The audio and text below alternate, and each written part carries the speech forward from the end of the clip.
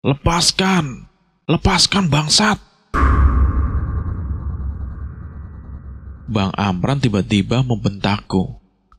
Tadi kenapa kamu pukul kepala Yuni? Ada bayangan hitam mau masuk ke badanku, Bang. Aku takut.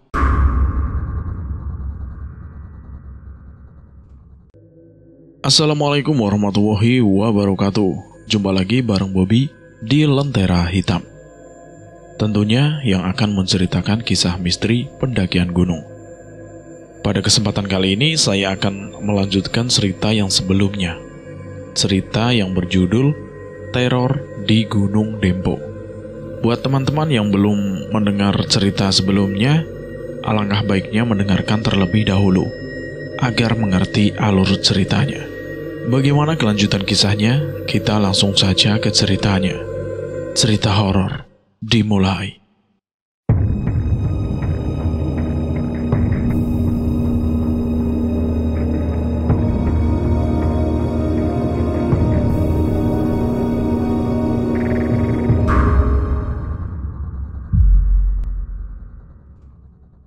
Aku menunduk semakin dalam.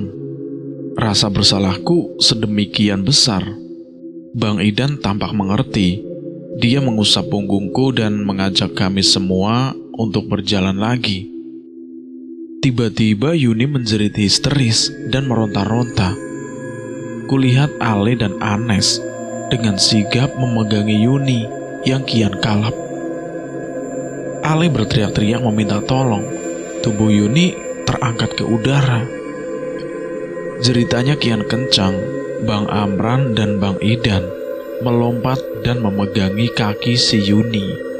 Sementara aku berdiri mematung. Aku tak mampu bergerak, mataku membelalak lebar. Sesuatu yang menarik Yuni yang membuat mataku seakan keluar dan jantungku seakan berhenti berdetak. Aku mendongak ketakutan menatap penampakan perempuan itu. Pakaian putih panjangnya itu berkibar-kibar tertiup oleh angin. Seringai dingin tersungging di mulutnya. Putri Dempo. Aku panik tak mengerti mengapa yang lain seakan tak melihat putri itu. Mata putri itu terus menatapku dingin. Tangannya terus menarik kerah baju Yuni yang terus memberontak dan menjerit-jerit. Semua saling berteriak dengan panik. Keadaan makin mencekam. Kala kelima temanku itu seakan kalah dan mulai terangkat.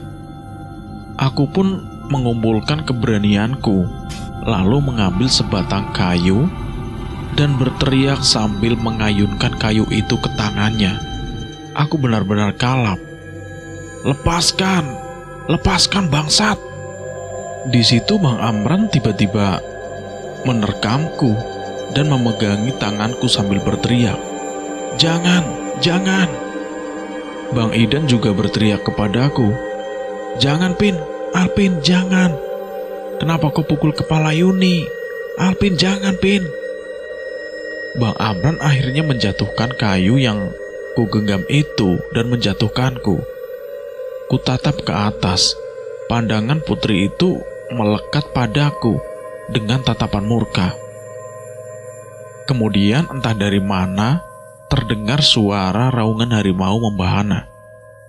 Aku menjerit histeris sambil menutup telingaku. Auman harimau itu seakan merontokkan setiap sendi di tubuhku. Kulihat putri itu pun melepaskan Yuni dan terbang menjauh. Aku semakin histeris ketika melihat sepasang harimau sebesar sapi dewasa di atas tanjakan. Kedua harimau itu menatap putri yang terbang semakin jauh. Raungannya sudah berhenti, hanya menyisakan geraman-geraman yang tak kalah mengerikannya. Ketika putri itu hilang, kedua harimau itu berbalik menatap kami. Tubuhku di situ panas dingin. Aku gelalapan, tapi tak mampu mengeluarkan suara sedikit pun untuk memperingatkan yang lain. Tubuhku terasa lumpuh. kedua harimau itu tetap berada di tanjakan di atas teman-temanku. Aku panik bercampur bingung. Bagaimana mungkin mereka tidak melihat harimau sebesar itu? Tatapanku berpindah-pindah antara kedua harimau itu dan teman-temanku yang sedang sibuk menenangkan Yuni yang sedang menangis. Bang Amran tiba-tiba membentakku. "Tadi kenapa kamu pukul kepala Yuni?" Aku menggeleng-gelengkan kepala aku dan menjawab bentakan Bang Amran. "Aku bukan memukul Yuni, Bang. Aku memukul putri yang muncul di depan kita, di puncak. Yuni mau dibawanya, Bang." Mendengar jawabanku, wajah Bang Amran dan yang lainnya pun langsung pucat. Keheningan mengambil alih, yang terdengar hanya isak tangis Yuni. Bang Idan berpaling pada Yuni dan bertanya, "Tenang, Dek, tenang. Kamu kenapa tadi?" Yuni menenggelamkan wajahnya di antara dua lututnya dan menjawab, "Ada bayangan hitam mau masuk ke badanku, Bang. Aku takut." Bang Idan membiarkan Yuni menangis hingga tenang sendiri, sambil terus mengingatkan agar kuat. Bang Amran menatapku seakan mengucapkan terima kasih dan meminta maaf karena telah menolong Yuni. Juga karena sudah salah duga. "Bukan aku, Bang. Putri itu pergi karena ada sepasang harimau yang muncul dan meraung," kataku sambil menunjuk dua harimau itu dengan jariku. "Itu, Bang, harimaunya." Mereka serempak kaget dan waspada dan mencari-cari keberadaan kedua harimau tersebut. Anes yang sebelumnya telah melihat harimau itu langsung pucat pasi. "Sudah hilang, Bang. Yang tinggal hanya si putri itu. Dia masih mengawasi kita dari atas pohon," aku berbisik ketakutan.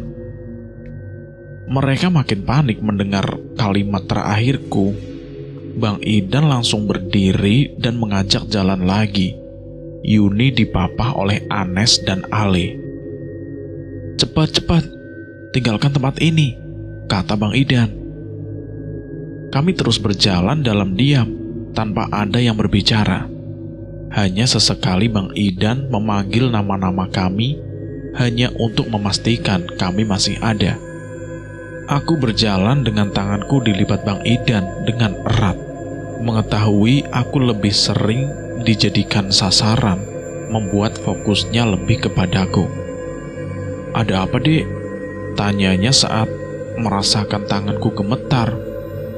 Aku menatap matanya, tak yakin untuk bercerita, tapi dia terus mendesakku. "Putri itu mengikuti kita, Bang," bisikku kepada Bang Idan. Bang Idan pun menarik nafas dalam. Dia nampak sudah sedemikian lelah dengan beberapa kejadian malam ini. Dia mengingatkanku untuk jangan kosong, berdoa terus. Mungkin putri itu menunggu saat pikiran kosong agar dapat kembali mengganggu. Bang Idan berpendapat. Aku diam, tak berani berpendapat apa-apa yang tidak diketahui Bang Idan. Sejak tadi, aku mendengar langkah dan geraman-geraman harimau di balik pepohonan, seakan mengikuti langkah kami. Beberapa kali aku lihat kelebatan-kelebatan berwarna loreng emas di antara semak pepohonan. Aku semakin gemetar. Di belakangku, Yuni terlihat sudah hampir mencapai batas kekuatannya. Matanya sudah sedemikian sayu. Keadaan yang hampir sama kulihat juga di wajah Anes dan Ale. Begitupun keadaanku. Cukup satu kejadian lagi, mungkin kami berempat akan kolab. Tapi yang paling aku khawatirkan itu justru keadaan Bang Idan. Sepanjang perjalanan turun yang penuh teror ini, tak sekalipun kulihat tanda menyerah di matanya. Namun semenjak kejadian terakhir, tanda itu tak lagi terlihat di matanya, dan dia lebih banyak diam. Tapi mungkin hanya perasaanku, karena secara berkala dia selalu menengok ke belakang untuk melihat keadaan Yuni, Anes, dan Ale. Juga berulang kali menanyakan keadaan Bang Amran di depan. Lalu cobaan itu datang lagi. Tiba-tiba saja Bang Amran menghentikan langkahnya dalam posisi yang ganjil. Kami semua langsung tahu apa yang sedang terjadi dan menunggu apa lagi yang akan kami alami kali ini. Bang Idan langsung waspada dan menengok Yuni. Di saat itu, Bang Amran tiba-tiba saja berlari ke depan dan melompati sebuah turunan terjal dengan sekali gerakan. Aku terpana, tak bergerak melihat lompatan Bang Amran. Sementara Bang Idan yang merasa kecolongan langsung berlari mengejar Bang Amran sambil berteriak-teriak memanggilnya. Am, hati-hati Am, jangan lari, bahaya Am. Bang Amran dan Bang Idan berlari terus hingga hilang dari pandangan kami yang sudah nyaris tak mampu bergerak. Yuni bahkan langsung pingsan. Kami yang tersisa dalam diam mengangkat Yuni dan bergerak pelan dalam diam. Kelelahan fisik dan mental yang kami alami itu sudah di ambang batas. Bahkan aku panik pun kami tak mampu. Lalu kulihat punggung Bang Amran. Dia tengah berdiri dengan sikap congkak. Teriakan-teriakan Bang Idan seakan tidak dirasakannya. Kemudian kusadari apa yang sedang dihadapi oleh Bang Amran yang sedang kerasukan. Di depannya nampak olehku sekitar 10 orang pendaki gunung. Aku lega dan tanpa diminta, air mataku mengalir. Kami selamat. Terima kasih ya Allah, kami selamat. Tapi aku sudah terlalu lemah untuk bersuara, dan kaki kami mendadak lemas ketika suara Bang Amran menggelegar. Tidak ada yang boleh naik ke gunung malam ini. Pergi kalian semua. Para pendaki itu diam sambil terus memperhatikan gerak-gerik Bang Amran yang petantang petenteng ke sana kemari. Kalau masih ada yang nekat, kalian terima akibatnya nanti. Lalu dengan sebuah gerakan tangan, Bang Idan terjatuh. Taulah pendaki-pendaki itu apa yang sedang mereka hadapi. Yang terdepan di antara mereka meminta teman-temannya untuk duduk bersila. Sementara dia tetap berdiri dengan membungkuk sopan pada Bang Amran. Kulihat di belakang orang itu, teman-temannya dengan tidak terburu-buru melepaskan karirnya dan digeletakkan begitu saja. Mereka lalu duduk bersila sambil berkumat kamit. Dari jarak ini, telingaku kesulitan untuk mendengar apa yang mereka dengungkan. Tak lama barulah kusadari, mereka tengah berzikir. Pergi kalian, tidak ada satupun manusia yang aku izinkan naik malam ini. Pendaki-pendaki itu yang nampaknya adalah mahasiswa tak terpancing. Mereka tetap duduk dan berzikir. Sementara yang paling depan mulai menyadari kehadiranku dan teman yang lain di belakang Bang Amran yang sedang bertolak pinggang. Baik, Nek. Kami tidak naik. Kami akan segera turun, Nek. Dia membuka suara dengan nada yang juga sopan. Pergi kalian semua. Iya, Nek, kami akan pergi, Nek. Tapi izinkan kami membawa adik-adik kami di belakang itu. Tidak, mereka semua akan kami bawa. Sekarang juga, atau kalian menyesal. Pergi. Pendaki yang paling depan itu nampak memberi aba-aba sesuatu pada temannya yang di belakang. Lalu tanpa bicara lagi, beberapa dari mereka merangsek ke arah Bang Amran dan segera menjatuhkannya. Beberapa yang lain menolong Bang Idan, lalu menolong kami semua. Raungan harimau kembali terdengar. Aku menutup telingaku sambil berteriak-teriak. Begitu juga dengan Bang Amran yang langsung lemas tak berdaya. Kurasakan tangan-tangan penolong itu memapahku dan segera melarikanku turun. Aku tak merasakan lagi kehadiran sosok pasangan harimau tadi setelahnya. Dengan mata setengah terbuka dan pandangan yang buram, kulihat Yuni yang pingsan digendong di punggung seseorang. Tubuhnya diikat, seakan orang itu sedang menggendong carrier. Dan masing-masing kami dipapah oleh 2 orang. Tidak ada pembicaraan apapun. Mereka bergerak dengan sistematis, seakan sudah terbiasa. Dengan cepat mereka membawa kami turun. Adzan subuh pun berkumandang saat kami berhasil mencapai ladang penduduk. Kesadaranku timbul tenggelam. Di antara saat-saat sadarku, kulihat tanaman teh di mana-mana, lalu gelap lagi. Ingatanku berikutnya adalah jalan beraspal. Tapi aku masih terlalu lemah, lalu gelap lagi. Ingatanku yang terakhir adalah kami tiba di sebuah rumah panggung. Si pemilik rumah ditemani beberapa jagawana penolong kami. Lalu gelap lagi. Hari sudah terang ketika aku membuka mata. Di sebelahku berbaring teman-temanku, selain Bang Idan. Yang lain masih belum membuka matanya. Tatapan mata Bang Idan nampak kosong. Kelelahan terpancar jelas dari wajahnya. Rasa hormatku padanya tumbuh berlipat-lipat.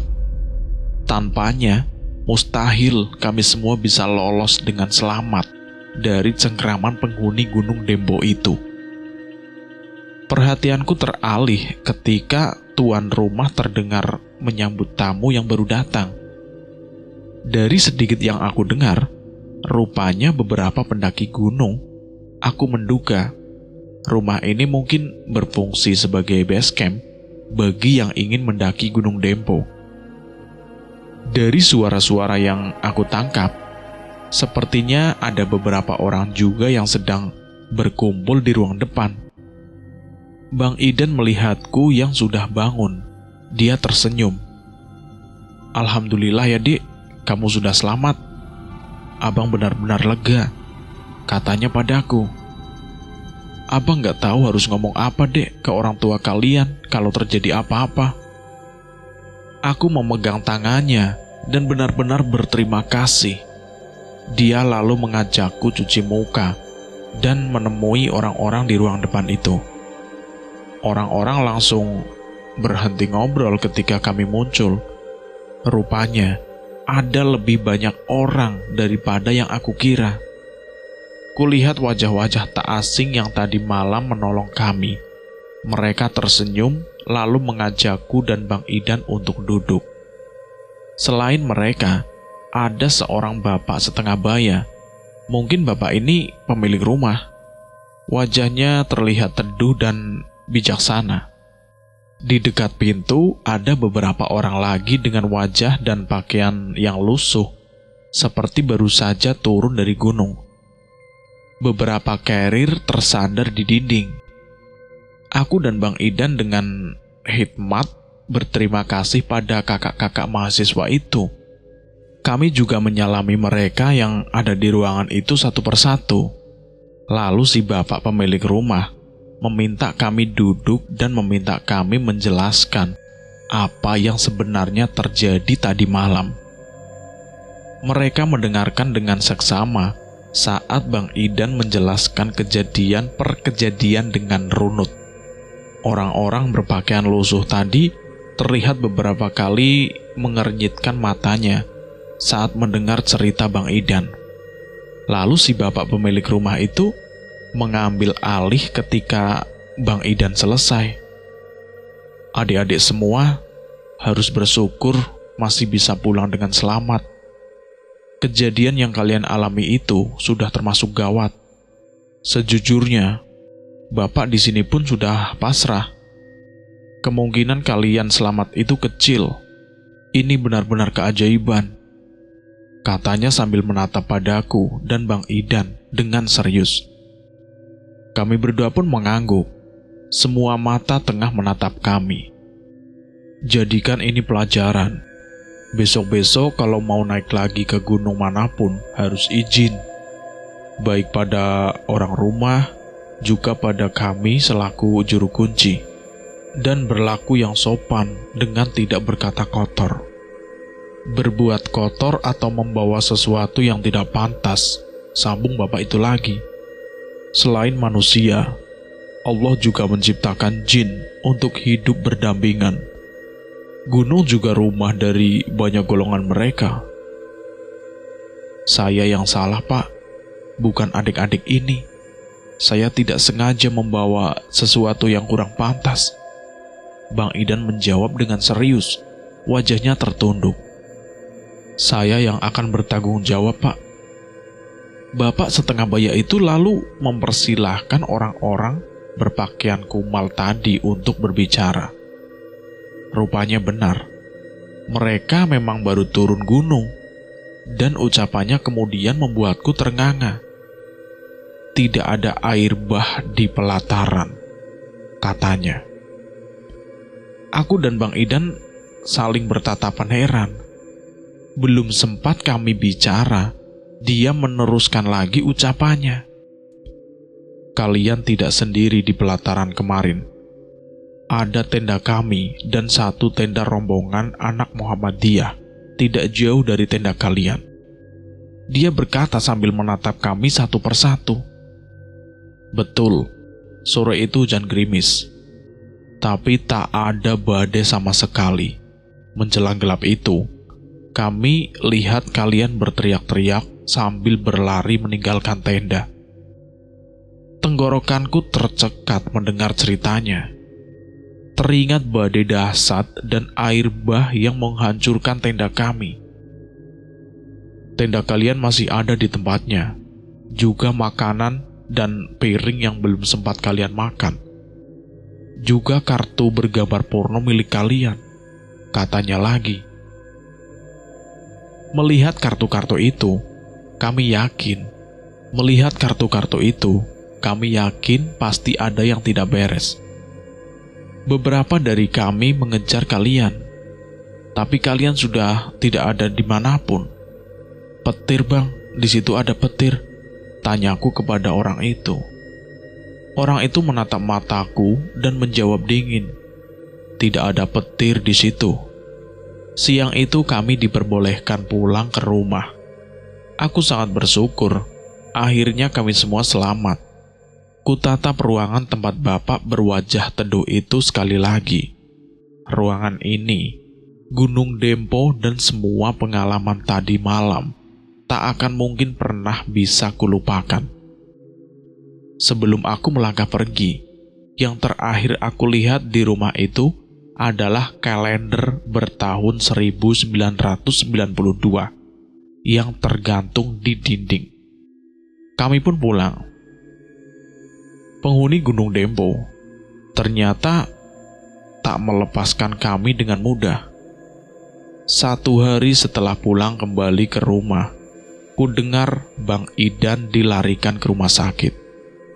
Esoknya kami dikabari bahwa Bang Idan sudah tidak bersama kami lagi. Abang yang selalu menjaga kami di saat susah dan terus menenangkan kami di saat kami panik, telah meninggal dunia. Aku kembali menangis saat pemakaman Bang Idan. Tapi alasan tangisku berbeda dengan tangis orang lain. Aku tahu yang sebenarnya terjadi. Cerita ini pun selesai, tamat sampai di sini. Bagaimana menurut teman-teman tentang cerita ini? Silahkan tulis di kolom komentar. Terima kasih juga buat penulis yang sudah mengizinkan kami untuk menceritakan kisah ini. Dan buat teman-teman yang belum mendengarkan episode sebelumnya, alangkah baiknya mendengarkan terlebih dahulu, agar mengerti alur ceritanya. Buat teman-teman yang baru bergabung di channel ini, alangkah baiknya klik dulu tombol merah dan aktifkan tombol notifikasinya agar tidak ketinggalan cerita menarik lainnya di channel ini. Kami pamit undur diri, dan kami meminta maaf jika ada kesalahan kata. Akhir kata, wassalamualaikum warahmatullahi wabarakatuh. Salam horor.